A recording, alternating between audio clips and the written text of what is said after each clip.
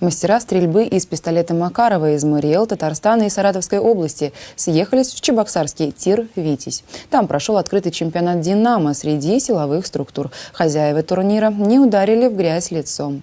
В состязаниях, организованных Чувашским региональным отделением «Динамо», приняли участие более 60 сотрудников силовых структур.